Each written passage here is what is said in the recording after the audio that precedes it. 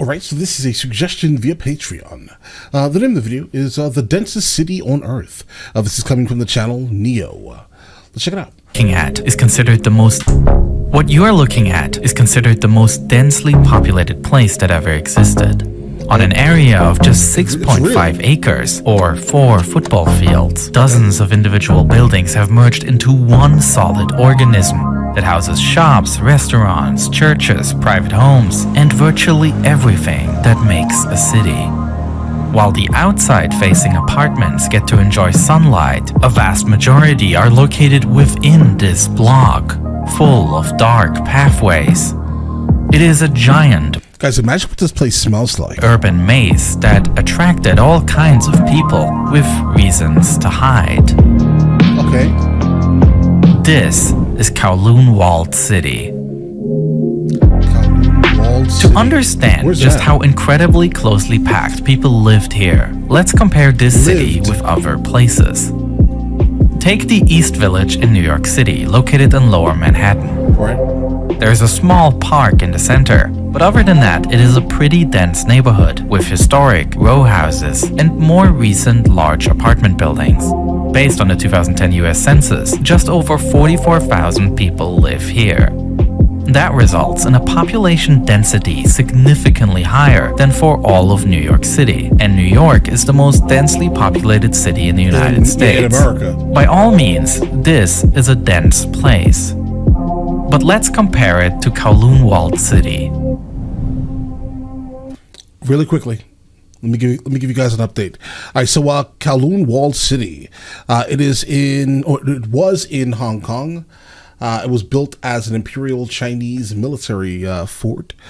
Let's see, it became an enclave. It was leased to the United Kingdom in 1898, and it was demolished in 1994. Apparently, it took 1 year to demolish this entire structure, from the year 1993 to 1994. Let's check it out. In 1987, a survey estimated that 33,000 people live here. The density is simply astounding. And in reality, the number might have been even bigger, with Guys, some this was a estimates slum, going up no to doubt. 50,000 people. Right. Perhaps the strangest thing about Kowloon Walled City, however, is just how abruptly it ends. While everything is crammed into this tight block of buildings, behind the sharp walls of the city, there are relatively spaced out buildings, and even a park with sports fields. So why was everything crammed into this small block? The answer is that Kowloon Walled City wasn't part of the rest of Hong Kong, but had its own legal status. The walled city began as nothing more than a small Chinese military outpost, stationing about 10 guards. It really started to take shape more than a century later, when the outpost was expanded by the construction of a larger fort. At the same time, the nearby harbor of Canton began to gain importance. Chinese tea was a hot commodity for British traders, who purchased it in staggering volumes, allowing this region to prosper. However, the trade relationship was notably unbalanced. While the British bought large quantities of tea, the Chinese had nothing, little need I'm for sure. goods from Europe. Right. To improve this trade balance, the British began to illegally import opium from India to China. This scheme proved effective, with the widespread consumption of the drug escalating rapidly. This led to an addiction epidemic, which Okay, so this was like the first epidemic, apparently, before the 80s. Let's see. wreaked havoc on By the the sounds of Chinese it. economy. Recognizing this crisis, the imperial government took decisive action to halt the opium trade. But this move led to a heated conflict, which would later be known as the First Opium War between Great Britain and the Chinese Empire. Britain won the war and subsequently occupied Hong Kong in 1841. The walled city was not affected, as it was located on the island It was inland. nearby.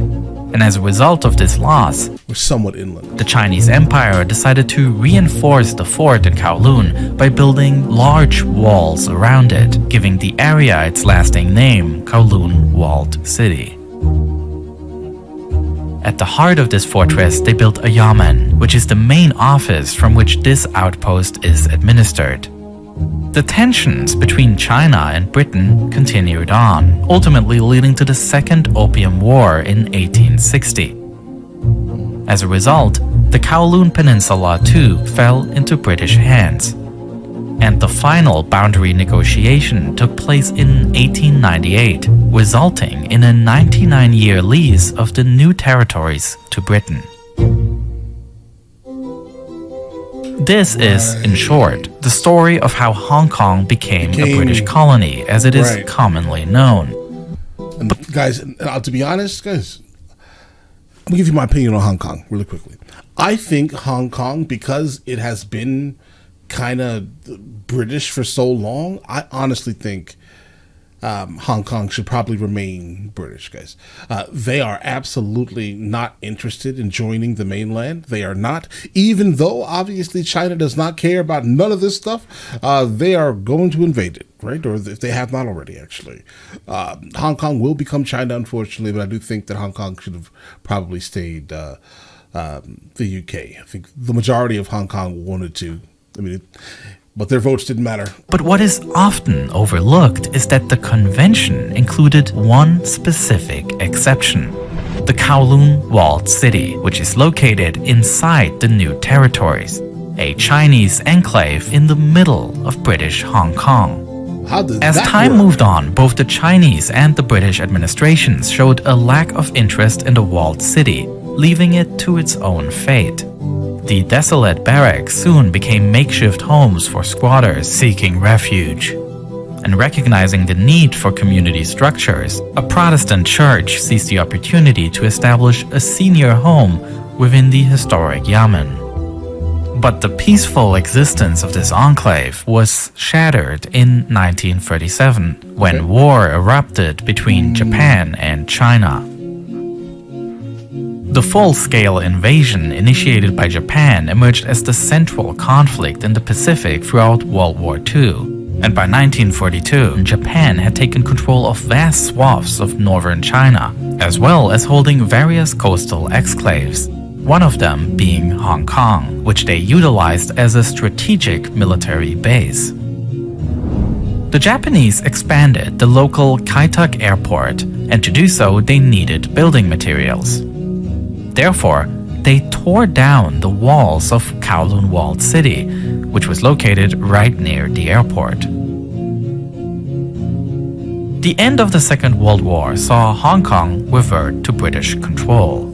Simultaneously, the newly founded People's Republic of China in 1949 reasserted its right over the Kowloon Walled City. That should have never happened. Practically, however, neither the Chinese nor the British took control of this area. And with a massive wave of refugees in the wake of the Chinese Civil War, the need for cheap living space in Hong Kong was immense. And so, in the decades that followed, a maze of buildings grew ever higher and denser. Single houses became multi-story buildings, became 14-story skyscrapers. Probably with terrible building regulations, guys. Keep that in mind. Like imagine what happened when electricity came and they had to start wiring these places with electricity. Guys, I highly doubt this was a safe place to be in. Sunlit streets turned into shaded paths until they were eventually completely blocked from sunlight. Within the confines of the walled city, the laws of Hong Kong were not enforced. Any construction within the city proceeded without adhering to any building codes, with one singular exception. Due to the city's close proximity to Kai-tak Airport, a strict height limit of 14 stories was enforced. Kowloon Walled City was located right along the path into the airport. Landings at Kai Tak were one of a kind, with pilots navigating through Hong Kong's mountainous terrain, flying remarkably close to the walled city on final approach. The highest-priced apartments were those facing the outside, followed by those near the internal courtyard. These units offered the precious commodity of sunlight and fresh air. You could add a caged balcony to your apartment, cleverly expanding your living space. But most of the units were located inside, in extremely unhealthy conditions. This is a plan for a typical building inside the city. With no windows, people... And yeah, I'll tell you right now, these are overpriced. Just to be honest, looking at the cost here... here were completely dependent on electric light. Right. There also was no waste management in place, which led to catastrophic air quality. Frequently, rubbish was simply disposed on one of the city's rooftops, or thrown into one of the shafts between buildings. Wow. The air is said to have been constantly stuffy and polluted by the many factories that operated inside the city. As for clean water, a mere 6 official water... Guys, work on the zoning a little bit better. You know, listen, this is a frustrating thing to see. I understand that the refugees needed a place to be. But, oh man, I guess there was no options. This had to happen. Like, I would love to see interviews of people who actually lived here during the time this existed. I can imagine the smell was terrible. I have no idea why they allowed factories to be inside of these structures here, specifically with people living here. Like, think of all the industrial runoff and waste that these people had to kind of suffer through while literally spending money on these properties. $28,000 for one of these very small apartments, let's say, in the early 1990s and 80s. Guys, ooh, that's rough. Bro, that's rough. Way overpriced. Stations served the entire city, which means residents often had to carry the water over long distances. In terms of electricity, few actually paid for the service. Instead, most residents opted to illegally tap into external cables, routing them through the city's intricate maze of narrow passageways. That was a concern. These harsh living conditions attracted not just those looking for a cheap place to live. The city's ambiguous legal status also attracted those who saw potential for unique business opportunities within its shadowy confines. I can imagine brothels and things. The walled city became a popular hub for dentists. Many of those had obtained their qualifications in mainland China, but found their licenses unrecognized in British-governed Hong Kong. This rendered them unable to legally practice elsewhere in the city. The absence of regulatory oversight also allowed various workshops, such as those specializing in metal fabrication, to flourish within the city. And kitchens were selling popular food items that were outlawed in the rest of Hong Kong, such as dog meat. Generally, food production was a common business inside the city. Did they have a dog farm? Despite the completely unsanitary or were they just like picking dogs up out of this like disease-ridden location? conditions. Sounds like it. It is even said that many of the delicacies processed here over the day ended up on the plates of expensive restaurants across Hong Kong later in the night. While these kinds of businesses within the walled city skirted the edge of legality, others plunged straight into the realms of serious criminal activity. Go ahead. Let us know. Just because this city is free from the laws of Hong Kong did not mean it was a space without order. Power structures still exist, with the triads, notorious criminal gangs, controlling the city. While businesses did not pay taxes, many of them were forced to pay protection money to these groups. Right. We're going to make you pay protection so you'll be protected from us. And the triads themselves engaged in illegal businesses, such as soliciting opium dens, and in the later years venturing into heroin trafficking. The Hong Kong authorities found themselves in a difficult position, not wanting to let the growing addiction problem get out of hand. A permanent police presence inside the city would be an affront to China, which still claims the territory as its own. Therefore, in the mid-1970s, the authorities decided to carry out many isolated raids, with police officers storming the city for short periods of time, arresting criminals, confiscating drugs, and then leaving again. In addition, various private aid organizations established themselves, operating a kindergarten as well as a Christian missionary youth center that offers help with addiction.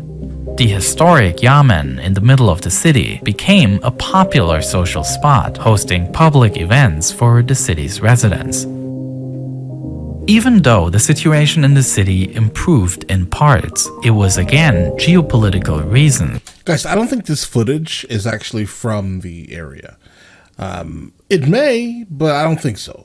Reason is because every single time we see the center of the location itself, it's not big enough for this to exist, for like cars to move. So it kind of tells me that these people probably walked inside of here almost exclusively. That ultimately ushered in the final chapter of the city. Its legal status was a result of the 99-year lease of the surrounding new territories, and it is precisely that countdown that was coming to an end. In 1984, after years of negotiations, Great Britain and China agreed on a handover of all of Hong Kong back to China. This handover was scheduled to take place in 1997, but the breakthrough in negotiations also cleared up the dispute regarding Kowloon Walled City. Despite massive resistance from the city's residents, the two governments jointly decided that the social situation, the risk of fire breaking out, as well as the fear of any of the buildings collapsing, would justify the complete evacuation and demolition of the city. Like, so what happened to all those people that actually bought property here?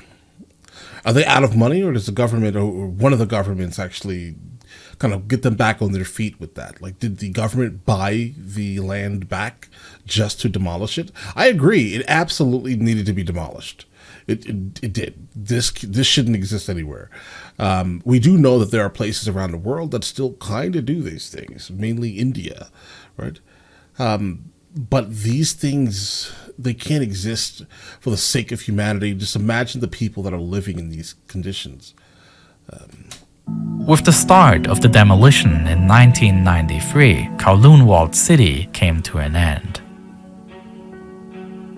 But as the city fades into memory, two diametrically opposed ideas of its existence emerge. Okay. The dystopian image of the city inspired a large number of fictional depictions in film and art, often showcasing Kowloon Walled City as a futuristic hotbed of crime and corruption. As such, the city inspired tons of dystopian fantasies. However, what gets lost here is that this city was also a vibrant, tightly knit community. As chaotic as the city may appear from the outside, there was actually a lot of order. And the notion of complete chaos is simply wrong. You could send a letter to someone living inside the city, and despite the apparent chaos, it would get delivered just fine. People came here with nothing. They then raised children. Maybe I judged this too harshly. Like, looking at it, I don't think nothing good from it. Fine. But apparently, if it's People running successfully, came here with nothing. They then raised children, established businesses, and then had to self-organize those aspects of city life that the lack of government had left out. To many, Kowloon Walled City is a symbol of Hong Kong, showing that hardworking people were able to create community even despite harsh conditions.